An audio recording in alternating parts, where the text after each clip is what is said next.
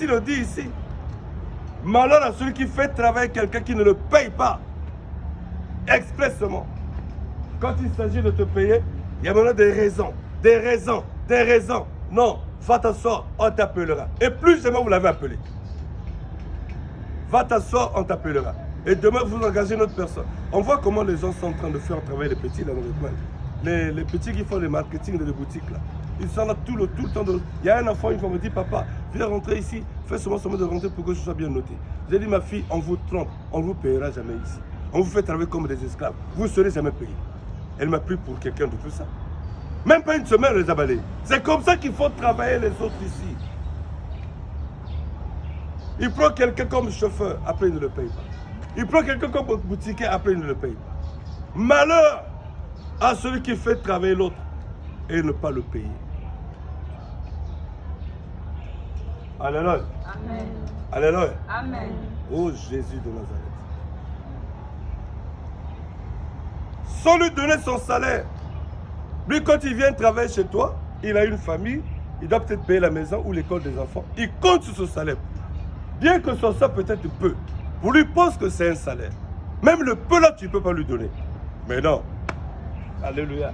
Amen. Même le peu là, tu ne peux pas lui donner.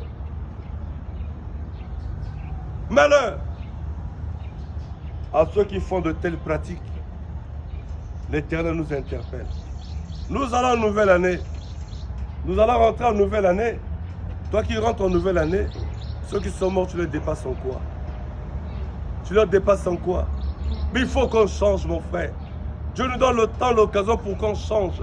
Qu'on ne continue pas dans cette canaille. Qu'on ne continue pas dans cette lancée. Malheur. Alléluia. Amen. Alléluia. Amen. Aimez le Seigneur, mon frère. Il n'y a que Dieu qui peut t'aimer, mon frère. Il n'y a que le Seigneur qui peut être avec toi. Le reste, l'homme ne cherche que pour lui-même. Il ne cherchera jamais pour toi. Alléluia. Amen. Nous devons beaucoup prier. Si nous devons les gens, il faut qu'on aille régler ces dettes-là. Si tu as fait travailler quelqu'un, donne-lui ce que tu lui dois. Il va nourrir ses enfants avec. Il va nourrir ses enfants avec. Il a des problèmes à régler. Beaucoup aujourd'hui ne travaillent pas simplement. Il a travaillé quelque part pour le salaire, on ne lui a pas donné, il est obligé de partir.